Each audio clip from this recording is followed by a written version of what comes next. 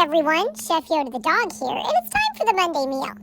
Today's Monday meal is a pork tenderloin in the slow cooker with potatoes and carrots. This is really good and easy to do, and just make sure you thaw out your pork tenderloin before you do it. So watch what my mom does, and if you like our video, please give us a thumbs up.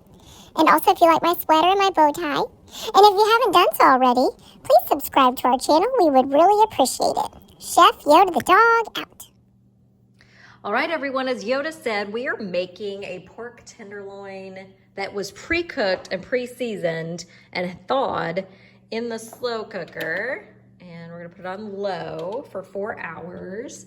And we're cooking it with some baby carrots. So, on so I can get started, but let me show you.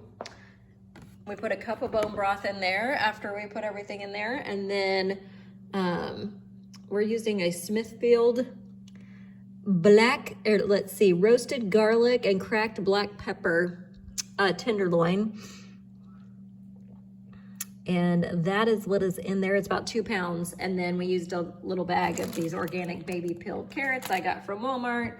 I already have some mashed potatoes, so we're gonna have that with it as well, but you could have put some potatoes in there, just chop them up into chunks. And 4 hours on low. All right, everybody, it's done. It's been 4 hours on low. It's up to 180, it only needed to be 145.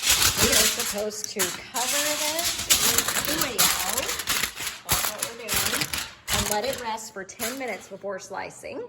And then you can see the carrots. They're pretty much done, but I'm gonna let them cook longer. I turned it up to high so that they're a little like, they're not completely tender yet. They're a little crispy, so we're gonna make sure they're completely tender. And so I'm gonna leave them in there on high while this is resting under the foil before we slice it. It's ready to go and yummy. Hope you guys enjoy. Happy Monday.